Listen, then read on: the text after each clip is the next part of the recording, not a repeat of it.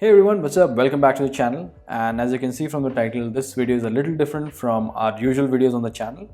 And with this video, I'm trying to start a new series called The Fundamentals of UX Design. And what I want to do is we want to build a strong foundation in UX design. We want to understand the basic laws and principles that are there for design and how can we apply them in our work to enhance our work as a designer. I think design is much more than doing just visuals and interactions. You also need to understand the basic foundations of design, and that is what actually sets your work apart from the rest of the crowd. So that being said, let's quickly get started to the video.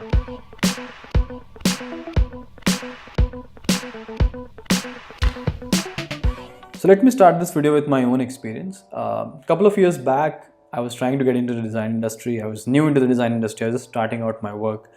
And I used to practice a lot. I used to just go on the sites like Dribble and Behance, and I used to copy that UI that I used to see there, those glittering, shiny, beautiful UIs. And I used to come back and try to do that on Sketch and Photoshop. And no matter how much I tried, the work was like never good. When I used to compare with other designers, it was mediocre at best. I mean, the work was never up to the mark, and I used to feel really pissed off and like really sad. Even after trying so much of an effort, the work was not that great. So if this is something that you are also facing or you have faced, just let me know in the comments. But this is something that I think every designer faces when they start their career. And a major part of it, like when I started digging to understand why is this happening with me all the time, I figured out that hey, mostly I was bad at design fundamentals. So when I was starting my career in design, I just skimmed through the fundamentals. I never thoroughly understood it, and I was just like skimming the fundamentals and then again jumping directly into making products. So my fundamentals were really bad at that time. So I figured out the problem that okay, fundamentals are bad, I need to improve on it. So I got into my gears and I started working really hard. So I read about all the blogs, videos, books that are out there to understand the design fundamentals, and I spent a considerable amount of time understanding them. Not to say I fully understood them, but still I put a lot of effort to understand the fundamentals first of typography, colors, everything, right? And the question arises like, so after all this hard work, did I succeed? The answer is actually no. I did succeed a little bit, but my work was not improved really greatly. I started to understand fundamentals a little bit more, but again, my work was not anywhere in the top-notch level. It was again mediocre or satisfactory at best. The reason from that was because all these fundamentals that you find online or on books, they're general design fundamentals and they're mostly theoretical. They don't tell you how to apply that fundamental, let's say in UX design. So they'll tell you what the principle, what the law of design is, but how to apply that into a UI or how to apply that into app design, interaction design, nobody tells you that. So that link was missing. I eventually figured out that link when I started working and I started getting more experience in a company. But that link is what's missing till now on all the resources that we have. It's mostly theoretical. You never know how to apply that thing into your own work and improve on it. So slowly and steadily with experience, I started getting and I started filling all the gaps that was there in between. And eventually I figured out, okay, this is how things work. So it took me a little bit of time to understand. So what I'm trying to do is I'm just trying to put up all that thoughts and experiences and learnings that I have in this series so that you can also like quickly get started with this. So you don't do the same mistakes that I did. And that gap of resources is what I'm trying to fill with this series. So our first topic in this series is principles of design. Now, like any field of study, design also have a bunch of laws and principles, and they're created to help us harness the power of design. But these principles are not specific to UX design, they are just specific to, in general, the design field. They're generic actually. Earlier, like decades ago, it used to be used for just print media, now it is used for digital media as well. They apply equally for graphic design as well as for UX design. So they're really generic. What we're going to do is we're going to understand these concepts and try to leverage the concept in our UX and product design workflow. Okay. So what are the principles of design? There are actually 7 principles of design, and they're here for a really long time with a common goal of improving our work and let us communicate our design work in an efficient manner. Each of these 7 principles focus on one of the key elements of your design and how altering one or multiple of them together can give you a large impact in your overall design. Okay, so what are these 7 principles? These 7 principles are balance, contrast, emphasis, scale and proportion, repetition, hierarchy, and unity. So these are the 7 principles that combined together is known as the principles of design. Now what I'm going to do is I'm going to split this video into, let's say, 7 videos, and I'm going to pick each one of the principle in each video and try to explain what the concept is and how it is applied in UX design with some examples. So today's video will be just going to be around the concept contrast. Okay, so we'll be just looking at what is contrast and how it is applied in UX designs with some examples. So what is contrast? The difference between 2 or more objects in a design is referred as contrast. The difference in objects could be in shape, size, scale, layout, etc. And I think contrast is the one that is most commonly associated with readability, legibility, and accessibility. Just to give you a simple example, a white text on a black background has a higher contrast than a gray text on a black background, right? So now let's quickly see, now we understood like a really fair amount of what contrast is. Let's see how it is applied in design. So we're first going to understand how contrast is implemented in text. We'll see the rest of one later in the video. I think text is really important because it's the most misunderstood one and is where people struggle the most. So we should really understand how the concept of contrast is applied to text. Now, how can you apply contrast to text? It can be done in 3 ways. First is adding weight to your text, adding a color to your text, or increasing or decreasing basically the size or changing the size of your text. Okay, so these are the 3 key attributes of changing contrast in your text. So let's see how this is implied in text. So I'm going to start with a simple example. This is supposed to be a blog reading app. Now in this design, if you see, we have one page title or the blog title, and there are 2 headings of the sections. Now with this layout, with no contrast applied to the text, everything looking the same size, the text is of same size, same color, you are not able to figure out what text is what, which one is the heading and which one is the subheadings or the subsections heading, right? And this makes it really difficult for anyone to scan this page easily. They have to go through and understand everything before making it like really easily scannable. So how can we fix this problem? We can fix this problem by using one of the attributes. Let's apply the weight attribute to the entire design on the headings. So if I do that, you will see my design now looks like this. So just by adding the weight, we have not done anything else. We just added weight to the headings. You see, we are now clearly able to distinguish between the different segments that we have. You see here, right? Now it's really easily scannable. Now anyone can go through and understand which section is talking about what, right? So this is the one way of introducing contrast, by just changing the weight. Now if you see, I told you that one of the headings here is the blog heading or the title of the blog, which is basically this first heading, right? So now just to improve this, just to make sure that everyone understands that this is the blog heading, it should have more contrast than the rest of the section headings, right? So how can we do that? Let's apply the other attribute that we learned, which is this size. Let's change the size of the first heading. So if we do that, it'll look like this. So if you see the size, we have improved the size, we have changed the size. So now it has higher contrast than the subheadings here. And now it's really easy for anyone to understand that this is the blog heading. So now what we have done is we have added one change to these headings, and the base one was this. So we have, in comparison to the base body text, which is this section, this segment, we have changed just the weight, and that has created a separation, that has created a contrast for these section headings. And with the section headings, for example, with the blog title, which is this, I've added 2 things. I've added weight as well as the size. So now compared to this section heading, it has a higher contrast. So that's how contrasts work. You should always have some base element to compare with, and that's how you can add a layer of, or you can add those attributes or the text attributes, size, color, and weight to different text sections to create more contrast, which is dependent on hierarchy. We'll also discuss about hierarchy in coming videos, but that is how you can improve the contrast of your overall design. Let's see one more example of the same thing. So we have the designs here. Now I have added a save article button here, if you see, with a green background to it and a little bit of blur around it. Now just adding a color to this text. This text is a simple body text itself, but again I have added a colored background to it and some blur around it, which makes it more contrasting. Now anyone coming to this page, the save article has a disproportionate contrast, and people will get to know that this is the action.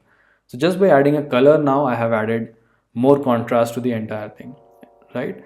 So this is how actually you use color, and this was a very simple example of how you can add just one attribute of these contrast principle, and it just improves your design significantly. Okay, now let's quickly hop on to apple.com's website, where I'll show you the live example how Apple has implemented this law in their own website. So let's quickly hop on to apple.com. So guys, we are on apple.com and I'm on the iPad Pro page, right? And if I just scroll you down, the first segment, if you see, they have used contrast in colors. So M1 chip, if you see, is the white, and the white on a black background, and the rest of the text is slightly grayish. So the M1 chip is what is standing out. So they have not changed anything else. They've just changed the color, changed the opacity actually, and that's what is giving this M1 chip, this M1 chip word more contrast than the surrounding words. Okay, now let's see how the other things looks like. If you see, just to add more contrast to it, they've also added colors to these fundamental values of iPad, right? Same again here, they have used the contrast opacities actually to change the contrast, and this one to add even more contrast, the colors to add even more contrast. Now if you see here, they have used multiple things. They have used the change in size. So the heading has the highest size, right, than compared to the body text, and the body text again has two variants where the one liner has more opacity than the other one. So let me see again. Here again they have used colors to add more contrast to the entire section, right? And if you see the overall entire page, they have like bigger headings where they want to add sections, and they've used the color typography everywhere else in the page to add more contrast to things that requires more attention, right? And the entire page is like that. Like they have used the principle gorgeously. The entire usage is really good, and it just adds more attention to things that they want you to understand. So for example, if you see here, they don't want you to read everything. They just want you to read just this one liner, which is like ultra wide camera with center stage, right? So it just makes everything really simple and understanding and really easy to scan. All these colors are making it just really easy for me to scan that, hey, these are the main value prop of iPad. So that's how they've used the entire principle of contrast for text in iPad, and it's really well used. Now let's hop back again to our presentation and understand the rest of the concepts. So derived out of this rule of contrast for text, there's a rule called 2x rule. And what exactly is the 2x rule? So the 2x rule says that if you have, let's say, a text, I would say, let's say if you have a body text, for example, there's a body text, okay, and the body text size is 16 pixels, let's say, okay. Now if I want to add a heading or something that has a higher contrast to it, especially it's used for headings actually. So let's say there's a heading. It says that the heading text could be at least 2 times higher than what the size of the body text is that we are comparing with. So if you are comparing with this body text, the heading size should be at least 2 times. So that means it should be at least 32 pixels. So you get the point. The entire thing is that if you're using a base text of, let's say, X size, the heading of that text should be 2x, at least 2x of that size. Okay. So let's see some examples around this rule. So these are the screenshots from some of the latest well-known apps. So first one is Airbnb. If you see Airbnb, their body text is around this size, but their heading text is this, which is almost double the size actually. If you see, this is the second screenshot is from Uber. This section is at least 2 times what they have for the base style. So text size is so high, right? If you see, the third app is for Instagram. Even this size is at least 2 times the size of this, and they've also added font weight to it to add more contrast to it. The third screen, if you see, is from Spotify, and the top heading is at least 2 times higher than the size of the body text. So that's how the 2x rule is. I mean, the 2x rule is not like a hard and fast rule, it's just a generic principle, but it just gives a modern touch to your entire typography. And if you see also, I just used the 4 examples of these top apps, but you can see all the newer apps that are coming out have this rule followed up. And it's a really simple rule, just makes your entire design looks really better just with changing typography. So till now we understood the contrast in typography altogether. Now let's see what are the different other ways to create contrast apart from typography. Okay, so contrast can also be created by changing in layouts and sizes. So for example, these are the screenshots from Instagram's UI, and this is their explore section, the first one. And if you see the entire layout, they are using just this square title everywhere. So if you see, these square tiles are used everywhere, right? But just to add a disproportionate contrast to some of the featured sections, they're making this tile bigger than the rest of it. So this is like 2 by 2 of the entire size, bigger than the rest of the size. And by just changing the size, it grabs more attention. So just by changing the layout a little bit, they're adding more contrast to certain element that they want to be featured. This is the second thing. If you see, this is also their search page itself, and then they keep on changing the search pages altogether. So if you see the top section, the entire fold, like half of the fold, has been given to this big reel section, so that once you open this explore section, the first thing you'll notice is this reel. So they're trying to promote reels here, and the rest of the section is again that small square blocks that you have. But just by changing the size, they're changing the layout, and that change in layout is adding to the contrast of the overall layout, right? The third one is basically a normal feed or profile page. You see, you have your typical feed section or content here, but you see, just to add a break to it, they have added this carousel sections in between, and this carousel section creates or breaks the entire layout's monotony, and in general, I mean, in just an instant grabs your attention towards the section that they have added. So adding just like these breaks in the layout creates a contrast again. Let me show you one more example. So this is an example of so this is the medium screenshot of medium app on my phone, and if you see, the entire feed just looks like the same thing. They have just this sort of cards everywhere, right? They have just these cards, but just to break the monotony in between and give me like something to read and focus more, they have added this carousel section in between. So this is different from this previous sections that you have here, and this is a carousel section that I can scroll between and go and read.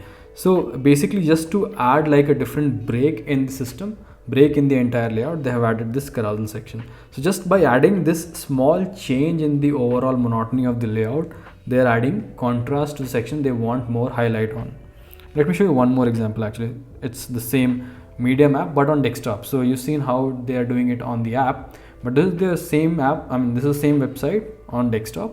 Now if you see here, to add, like, they have added like several things to break this layout. So they have this right panel first of all here, right, and that too is like sticky, and there are like 3 sections in this panel. All of them has like different layout altogether, so it anyway grabs attention. It's sticky altogether. If you see here, they have also added this sort of like story sort of a layout on top with these circles, and since it's different from the rest of, so the rest of the page looks like just this. And if they have used just a simple card structure everywhere, it would not have made that much of a difference. But just adding these small breaks, like different types of layout, different ways of showing layout, they have added like a considerable breaks in the overall UI, and just grabs more attention towards the entire thing. So like a really clever way of changing the layout and adding more contrast to the entire thing. Okay, so that's it for today's video, guys. If you like the video, do consider subscribing to the channel and liking this video, and do let me know in the comments what you liked and what you want to see more on this series. And with the next video, I'll bring up one of the 7 principles that are left, and we'll see their implication as well as some examples. But this is for today, and I hope you have a very good day, and I'll see you in my next video. Take care. Bye bye.